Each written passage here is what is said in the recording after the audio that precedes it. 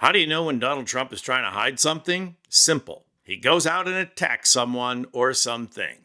Well, this morning, Trump just attacked Harvard University. So before we ask what did he do, let's ask why.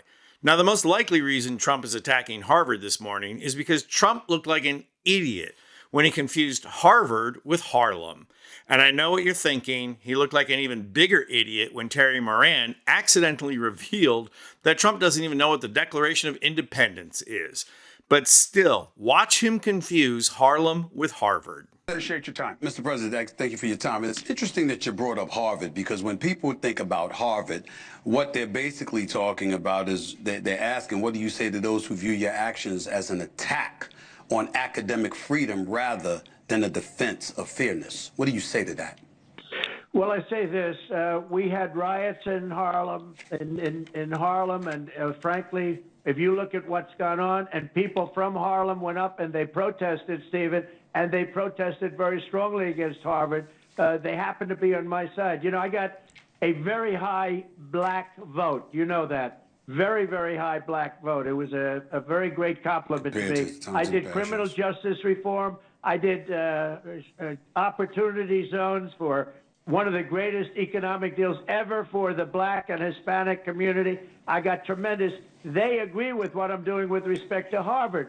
Harvard gets $4 or $5 billion a year from the United States government in the form of grants, and they have $53 billion, and yet they don't treat the people right. They take foreign students, nobody knows where they come from, and they viciously hate our country. Now, why did Trump go on about Harlem when he was asked about Harvard? Because a black man asked the question. That's why. They both begin with H-A-R, but in Trump's mind, Steve Smith is a black sports analyst. Black people live in Harlem. Boom. Must be talking about Harlem. The look on Steve Smith's face is priceless.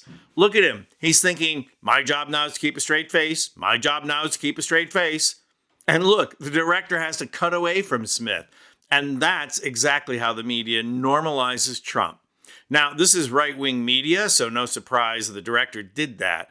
But newsflash, Steve, your job was not to keep a straight face there.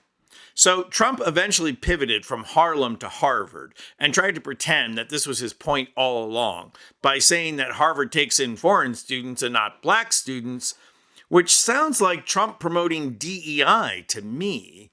That's what he tried to pretend, but you know what happened. Somebody in the room with Trump flashed a note in big letters, Harvard, not Harlem.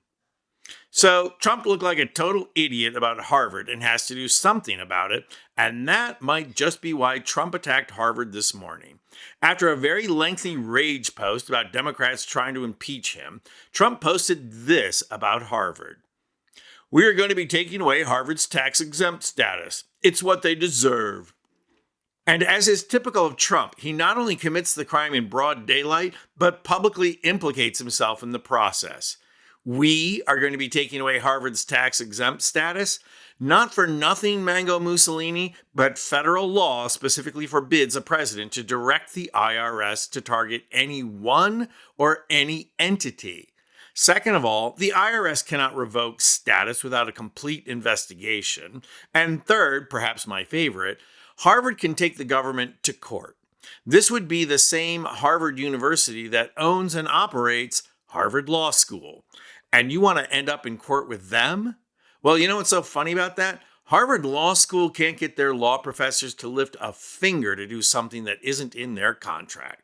But try and take away the school's tax exemption, and in general, try and harm the school, and you'll have the law faculty rushing to their aid for free so fast that you would think they're serving single malt scotch in the cafeteria. But here's another reason why Trump's threat has no teeth behind it. Harvard University isn't exactly some fake university like, the now defunct Trump University. Harvard University has 50 some billion dollars in the bank. And as a nonprofit corporation that has a lot of really smart accountants and tax lawyers working for it, they would end up paying about as much taxes as Trump himself pays and laugh all the way to the bank doing it. They'll exploit every loophole. They'll pull every accounting stunt they can. They'll probably even move headquarters to Ireland. They will cheat even better than Trump, and that's saying something. But it's also possible that something else is at stake here, that Trump is trying to hide something completely different, and that could well be that he was forced to fire Mike Waltz for his boneheaded mistakes with the Signal app. Watch this footage of Waltz getting demoted. Oh, left right there on the tarmac. Waltz getting fired from his job and shunted over to the UN is very telling. It tells us that pressure works. They try and pretend that they are not fazed by the media scrutiny and public outcry. They go out there and bluster and spin. But Mike Waltz just got fired, and he's probably not going to be the only one. So the message is fight back, resist, raise your voice, and stand up to them.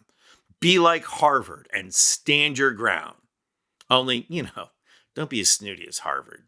And actually, how do you know if someone has gone to Harvard? Wait 5 minutes. They'll tell you. I'm Anthony Vincent Gallo for Occupy Democrats.